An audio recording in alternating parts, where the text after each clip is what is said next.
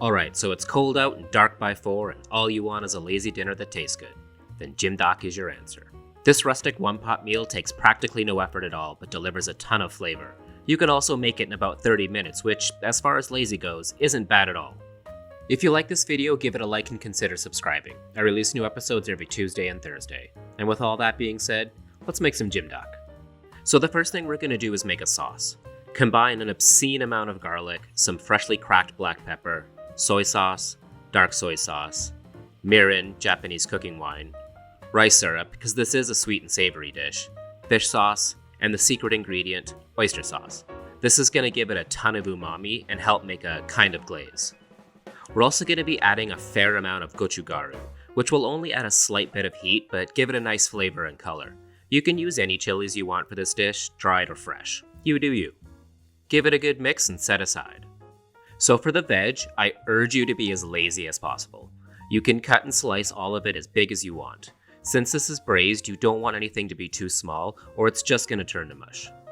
This dish is the Korean equivalent of a rustic stew. I don't even bother peeling my carrots, just give them a quick rinse.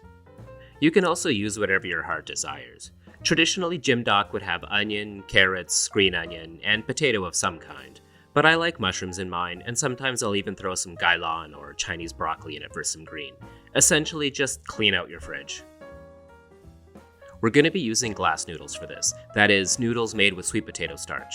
They come in a large variety, but I prefer wide ones as they tend to hold the sauce better than the thin. Soak them in hot water for about 20 minutes. This isn't going to cook them, it'll just soften them up. We won't be adding them till the end anyway. The last thing to prep is the chicken.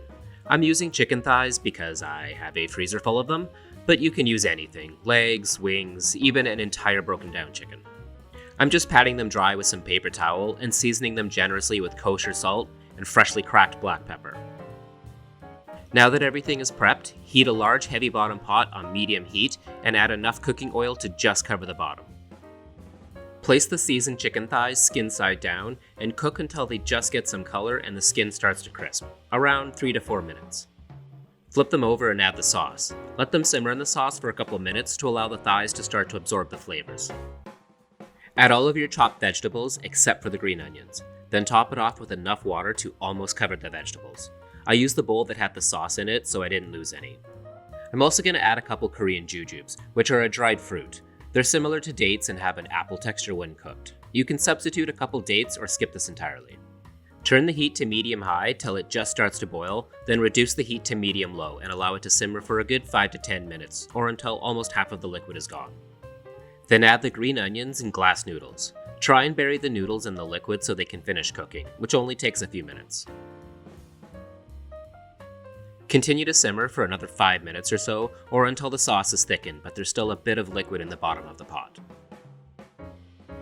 You can serve this family style in the pot with a side of rice, or just enjoy a big sweet and savory bowl of noodles, vegetables, and tender chicken all to yourself. But that's it. Jjimdak, sweet soy braised chicken. Top it off with a nice drizzle of sesame oil and some toasted sesame seeds. I want to give a big shout out to Lisa Westermann at Westermann Creative for designing the official logo for my channel. I couldn't be happier with it, and I'll leave a link to her website in the description. Thanks for watching. If you like this video, give it a like and consider subscribing. You can also follow me on Facebook and Instagram for more content.